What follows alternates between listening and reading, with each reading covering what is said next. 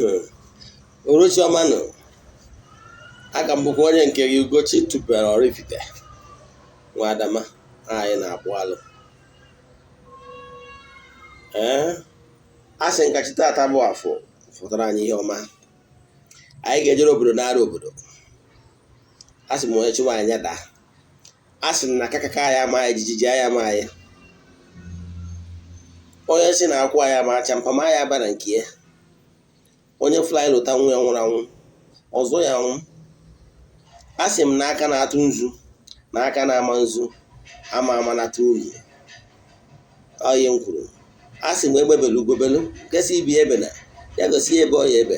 Ọ bụrụ na o gosiri ebe ọ ya ebe, a sị m nkwukwa ya ọ ihe m kwuru. Anyị ga-azụ ka afịa ya mara ka afịa.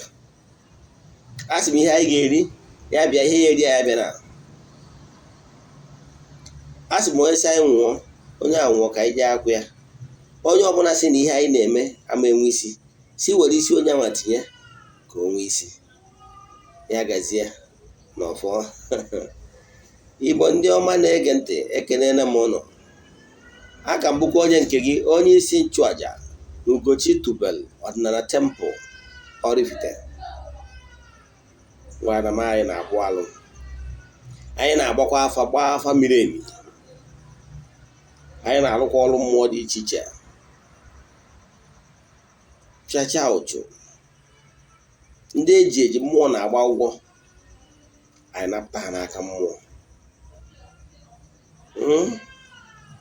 Anyị na-alụ ọrụ awele dị iche iche. N'ụbọchị taa, ihe m chọrọ ka m kọwaa bụ tata ya bụ like question and answer. Yes, today's lecture is very unique. Yes, tata bụ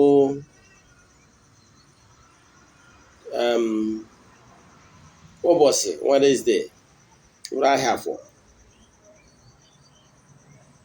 Ka mma magoro ọkwa dị mkpa. Ọ bụ echi bụ Thursday, bụ 10th, ka anyị chọburu ime dedication of the second temple na Ugochi tubelu Odinana temple. Mana o nwere something came up, so that date is no longer feasible. So we have shifted it next week. So but by Saturday, video mmemme Saturday ka m ga-agwazo exact day. Mana ọ ya abụkwa ụbọchị nkwọ. Maka ụbọchị nkwọ ka anyị ji achụ aja. Vat ụbọchị nkwọ ọbụla na-abụ nnukwu oriri na Ugochi tubelu temple. Ọ ụbọchị anyị ji achụ aja ma aja ekene dị iche iche. Nke o nwere ndị mmụọ anyị megasịrị ihe, ndị na-azụ ahịa dị iche iche, ndị na-alụ ọrụ dị iche iche, ndị na-ekwe mmụọ nkwa. Mmụọ ebe a ka ha jechaa ahịa bata, akpụtara anyị ebu. Anyị na-akarị ebu na-edu ude. Yes, o nwere ndị na-azụ ahịa, o nwere ụdị ahịa ị ga na-azụ, ụdị biznes ị ga na-eme. Na ụdị ọrụ ọbụla ọsọ ya bụ na ị na-alụ, ị na-edide mmụọ ya bụ aka gị. Yes, adị agba aka achọ ihe na-ata alụ, ịghọtago. Etu ahụ o si gba mma bụ mmadụ inwe mmadụ na n'ụwa. Etu a ka o si dị mma mmadụ inwe mmụọ n'ime mmụọ. Maka na onye nwa na-afụ ụzọ beyond the human being cannot see beyond their nose. You get? Mana mmụọ na-afụ ụzọ. Ịghọtalụ. Akụwaghị mbọsị nkọwa gbasara spirituality wee sị na before ihe ọ bụla eme na this gross material world, nọ na-ebu ụzọ take on form in the ethereal world. Even for the spirituality, in the spiritual world, gbadata to ethereal, then gbadata to the gross material. Mana ị mara ka esi eme ife ama na-eribido gị. Maka na enwere the laws of nature. Ndị oyibo si na he who does not plan is planning to fail. Stop doing fire brigade approach. It will never help you. Akpanana akpa na ọfọ. Ibido na mbido ịkwadoro onwe gị etu ị chọrọ, adapt to the laws of nature. Ihe ọbụla ifo na-eme n'ụwa, the prototype is from the above. So etu esi ekwu na ịma mmadụ amaka, etu maka ịma mmụọ si mara mma. Ichi ime business, ịkọsala uchi gị, your ancestors, ịkọsala entities of powers, nekwa ihe ị chọrọ ime, nekwa business ị chọrọ ime. Example, na ị chọrọ isi ime business from Ghana to Germany, ịgwakwala mmụọ na-apụ apụ, nekwa business ị chọrọ ime. Ịgwakwara ya ka ọ baa akịa gị. Mana ndị mmadụ mgbe ụfọdụ ha na-ara efiru na ha ama ihe. Ihe i nyere mmụọ means nothing. Aja ka ị na-achọ. Onye na-akwa aka, onye na-asụ akwa na-akwa aka ya. Pụtara ya, oke ọbụla i nyere mmụọ ama efudata. Nwanne na-achụ aja. Acha na-ebupụ ụzọ, ebupụ ihe mgbu n'ụzọ. Givers never lack. Ịghọtara ya? Givers abụrụ sọ mgbe i nyere onye ụkọchukwu ma mgbe i nyere ebega. Mgbe i nyere mmụọ, ihe ọbụla nke wee isiokwu na ihe ọbụla i nyere mmụọ, inyego nature, because you gain it in multiple fold. Example, i were ofu ọka kụnye n'ala, ọmịara ofu ọka. Ọ bụrụ na ịma mmadụ, iwe kọntratọ, ịmara mmadụ n'ọka, ị na-asụcha ihe dị n'ụzọ gị, ịbata ịchụkwa ndị niile, call them rank and files, call them ndị niile na-ebugharị file n'ọfịs, office cleaners. Na-echukwa ụzọ ime emenata mistake. Maka ọnwa ụbọchị anyị anọgata, even the MD nwere ike anọgata otu ụbọchị owelite ihe gbasara kesi gị. Ife mara nka mfa, ife ma driving na-enye anya asị ọga na onye nwoke awụkọ ezigbo mmadụ sinye ihe ọlụ anọ ya alụwe. Ịma ama na ọga even the director na anọkata anya na driver akpa nkata ịghọrọ mọtọrọ. Mana ị bụrụ onye na-agha ịnọkata iri ịkpọ na ya na driver, ọsọ ọ gaghị ekwurịta okwu gị. Ọsị nwoke a so pompous, full of himself. Ordinary driver akọọlụ gị ọla. Ịghọtara ya? Etu a ka ọ dị na mmụọ. Onye na-echukwa mmụọ, ị na-eme ihe dị na mmụọ, na-echukwa ụzọ gị. Ndị a na-eji ike ga-ebute ike mmadụ 20, ọ ya agwaghị ihe o mere, o chikwala ụzọ ya, pịachie onwe ya n'ụchụ na ọrụ akwụ, kwụrụ ka nwoke si akwụ. Ime ihe mmụọ ga-eji na-emere gị ihe, mmụọ ga na-emere gị ihe na onye a bụ onye nke anyị, na ọ bụ onye ya wee nye ya ihe ọma mere ya na ọya elota anyị. Ka m gwazie nwantịrị mara na Ọnịcha dịbadị na Ọnịcha badịbadị, ịma na onwe onye ya eji ọ gafeta na Ọnịcha, ọ bụgoro ụmụazị a na-anapụ mmadụ ya pụtasị ha onye isi tụasa efi ọga oge ọgụnwa ọga. Ịghọtara? Mana onwe onye ya ghọpụta ebe ahụ by that time iticha ya ebe ọ ghọtara. Ihe batara ya nwere nwere ike ọ bụrụ dị onye ogori one bottle abịa palọ. Ịghọtara ya? Ọ na-aghọpụtakwa etu ọfụ ụmụazị, ọ chụọrọ ụmụazị aja na-enye ekuru wee jegoro mmiri ya. Ịghọtara ya? O nwere ike ma ya bụ na adịdị that particular person ahụ o nyere ego nri ya ji erie nri, ọ bụghị that ordinary tout o nyere ego nri ya ji erie nri. Mana ordinary tout ahụ o nyere ego nri akọgoro ndị tout ibie na onye na-etu a na nwata kwọcha na ọ na-emesapụ aka n'ụbọchị ya na o ji ọkwụri ụgwọ nri. Ndị nke ahụ ọ na-agwazi ihe afụkwazi nwata kwọcha ọkọresa. Ịghọtara ya? Etu a ka ọ dị na mmụọ.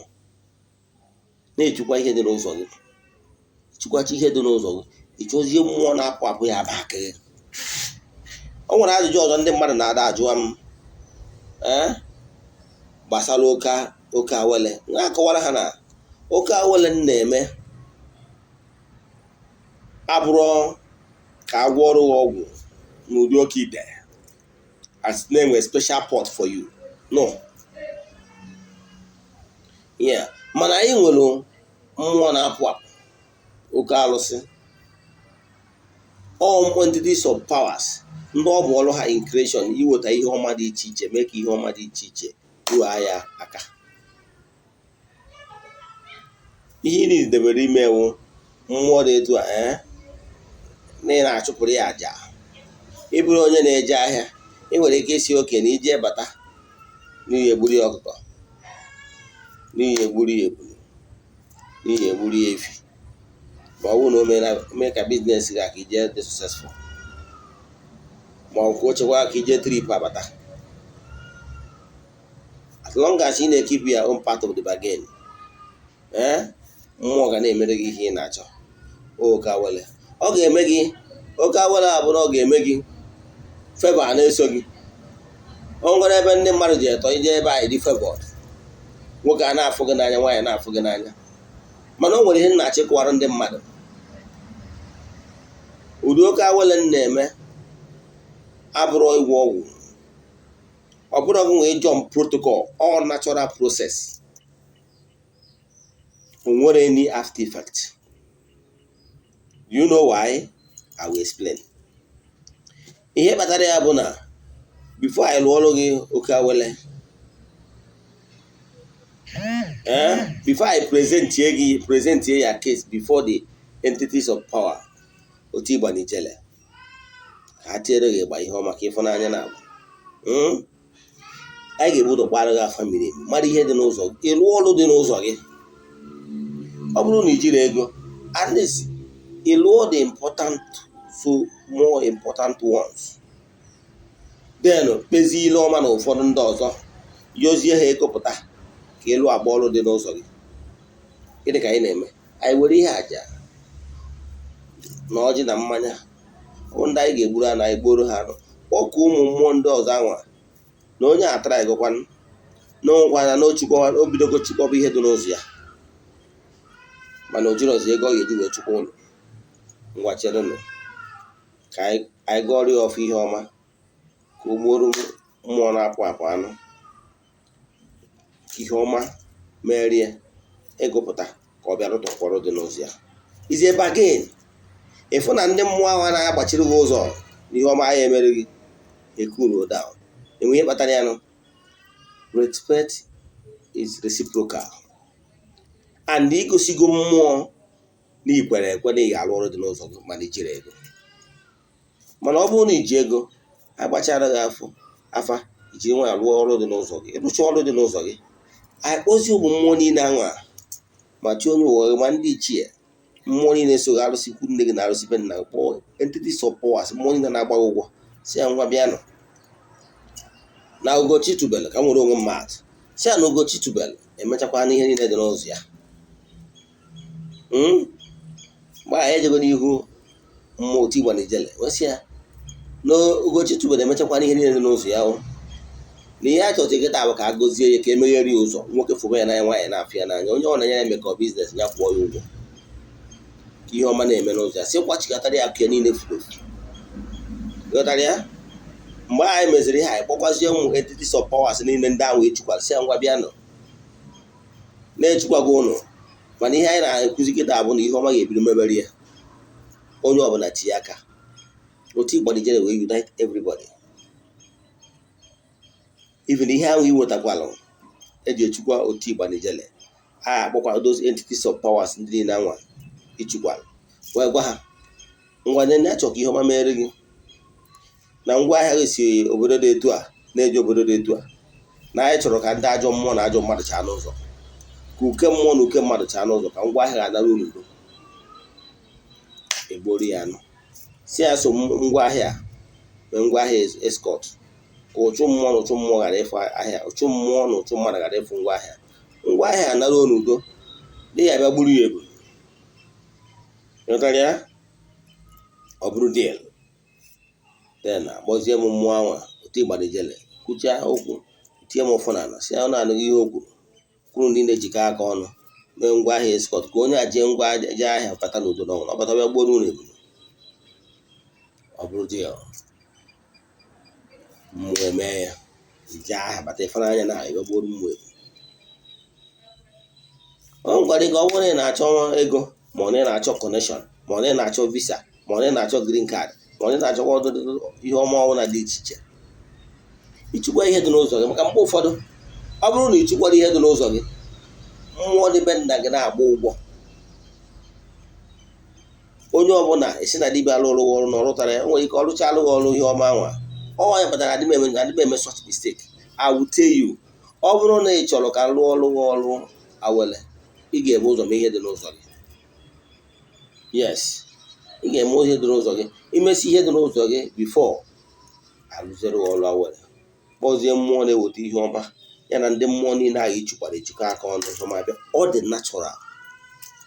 Ọma anaghị ihe ọbụla. Enwere ihe dịka monthly maintenance, enwere ihe dịka monthly ịchụ aja ma ọ yearly ịchụ aja. No. Ihe dị dewe na ya bụ na o nwere ike onwe afọ ịchọrọ ije ga-akwụ gị ụgwọ isi ya mmụọ na-apụ ọbụla ịchọkwara ije ahịa dị etu a, ya biko na mee ka ọhịa akwụ ụgwọ na ụgwọ na-ebata n'ihi enyi ya ọkụkọ ma ọ n'ihi enyi ya nka. Ịghọtara ya? O duzie gị ji ebata. A na-akpọ ya personal relation, PR. Gị na mmụọ enwe bargain. Ichekwa ngwa ahịa ahụ abụkwa mgbe ọbụla ịchọkwara iji ahịa ọdọ ma ọ bụ na o nwere ihe dịghị mkpa ma ọ na mmadụ chọrọ ịpịa ọha azụ, bịakwa mmụọ nekwa ihe etu a chọrọ ime gị, ya biko ya gbakwala ọgụ. Ị na-akwọrọ ị na-enye ya ọjị ma ọ niile egburu ya ọkọ ma ọ niile egburu ya egbu, ojuga mere gị ihe yọrọ ya. Ịghọtara ya? Nke a bụ pay as you go. O nwere any special pot edewere for gụnwa ma ndị etisie gị n'iwu na ị ga na-emeri ya sacrifice na ọwụ na imeri ya. Etu a ka isi alụ ọrụ awele ọnwụ na mma alụlụ gị. A ga-ebudo mesi ihe dị n'ụzọ gị. O nwere ndị na-abịakwanụ ha sị mba na ha chọrọ jọs awele nka, asị ya no, I don't do like that. Mma ihe akpa na anakpa na ọfụ ka anyị marụ na o nwere mmụọ iji ụgwọ ka ngwa nwantịrị mara. O nwere onye ị ga-eje lụchara ọrụ jụ na ime chukwu mmụọ dị n'ụzọ ya. Mmadụ onye ya emechara ya je lụchara ya ọrụ oke ite ahụ, maka ụfọdụ ndị na-abịa asị m na o nwere dibịa ya nwa ya nyere ego ọrụchara ya oke ite ọrụla ọrụ na-egwu ya nsị mba na ọ bụrụ ya anụma mmọgụ dibịa ị na-egwu. Mana ihe na-eme ihe bụ na ụnụ bịa isi na ọbụ igwe onye nwa chukwa ihe dị n'ụzọ gị. Onye rụchara ihe ọya alụ, o nwere onye chie dị very strong, chi ya ejekwa rụọ ihe niile anwa. So ị nwere ego iji eje alụ oke ite, mana ị nwere ego iji abịa echukwa chi gị, chukwa ya ancestors, ga-ejikọ aka ọnụ gwarụọ ihe niile alụ ego na ọsịgo ya bụ na ego iji were ya. Ịghọtara ya? Mana ịkpa na anakpa na ọfụ.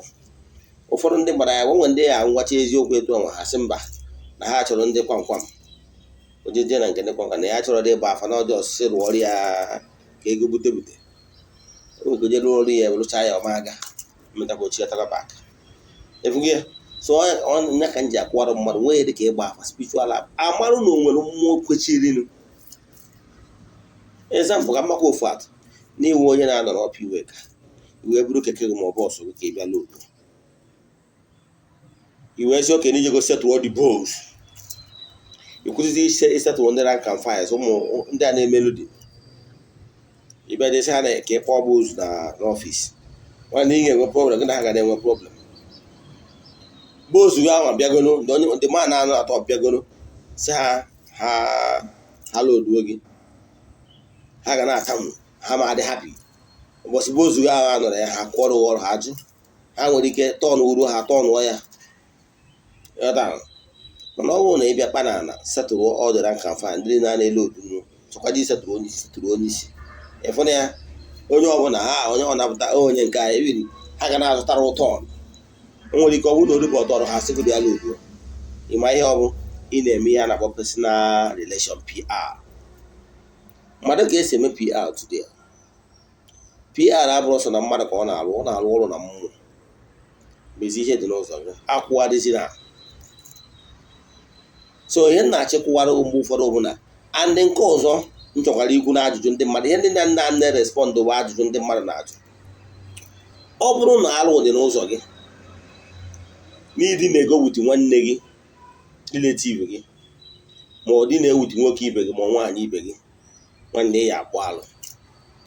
Ọ bụrụ na ije dị na-ego nwunye mmadụ nwaanyị nọ na di, nwanne ya akpọ alụ. Ichiela ka dibịa agbatị ya n'afa, maka o nwere ike dibịa ihe ejekwu ọ bụrụ onye ada agba afa mmiri emi, o nwere ike mee afọ na ya. Ọ bụrụ na ọ gbata ọzie n'afọ, ọrụ ọ bụla ọrụ ụlụ gị ga-agbalụ ọmaga, because negative energy, the aura, the dark energy surround gị. Even the favor ọ na-ayọ n'isi gị cannot penetrate the dark energy I surrendered you. That is simple truth. Lastly, before I close, achọrọ m ka vidio atọ ogologo. Lastly, before I close, ọ bụrụ na mmadụ chọrọ ije rụrụ ọrụ mmiri, onwe ndị na-abịakwute m sị na ha chọrọ ịrụ ọrụ mmiri na na-alụ ụlọ na ya wọchigo vidio ihe nkọwa gbasara ọrụ mmiri na-echọ ka arụ ọrụ mmiri nkịta nke echesi na mba mmebu ụzọ gba afa imeghị ihe dị na chi gị ka nwa nke eziokwu. Chi bụ ụzọ, chi ji oke, chi nwe ndụ, fat chi nwe ihe niile. Onye nwa bụ the closest being beside you. Onye nwa ga-epenti ya pictures gwa ndị mmụọ ndị ọzọ need good. Nwa ya eburu ya file ya case file, nwa ya eburu besa gị jesọ bujede do entity support onye mara ụzọ maka ihe chi gị, ihe bụ ụzọ kpọtụ chi gị feed chi gị ka gị na chi gị kwụrụ. Ndị Igbo na-atụ ilu si na onye buru chi ụzọ ọgbagbo onwe ya n'ọsọ. Ndị Igbo na-atụkwazị ilu si na onye nye na chi ya kwụ na isi na-achị ya awọ, meaning if you are with your chi you will live long, because no matter the plan of enemy your chi will block. Na nwa bụ onye nke m na nwatakịrị na-erube isi, your chi will plead on your behalf because your chi knows the way. You get? Mana onwe ndị ga-abịa ọkpọtụbọrọ chi ya, onye bụ ọchị ya ụfọdụ mmadụ maka chi esef agbara je lụọ ya ọrụ mmiri. Ịghọtara ya? Ị na-alụ nke ndị ụka white, ịlụchazie ya echi isi n'ịlụ ọrụ mmiri 2 times, n'ịlụ na 3 times, nwanyị oji apụta na alụrụ ya ọfụma, a na-akpara ọfụma. Ọchị bụ ụzọ. M na-alụrụ mmadụ ọrụ ụzọ ihe na-aka nna ya mgbe ya ụzọ jụ ma ochu ọdị n'ụzọ onye ochu dị n'ụzọ eburu ụzọ bụrụ ihe ya akpụ alụ eburu ụzọ kpụọ alụ kpọchazie alụ kpọta ochu onye anwa ka o wee dara ịkpọtụchazie echi onye anwa ọ bụrụ onye ya arụziri ọrụ mmiri ma ọ bụ ọrụ ndị ọzọ elụọ ya ka o wee gazie. Aka m bụkwa onye nke gị Ugochi tubelu Oraifite. Onwe ajụjụ ị nwere ihe ajụ m n'ihe a nkụzi taa, ma ọ gwara ajụjụ ị nwere drọp ya na WhatsApp, ma ọ bụ na m ekụziri gbọsọ na m nwekwara ife like taa aza m ajụjụ ndị ahụ. Sendere m meseji na 08057837672. Aka m enyere gị aka. My mission is to help people live better life. Daalụnụ ka ọmaka mere anyị niile. Daalụnụ bụ maka anụ.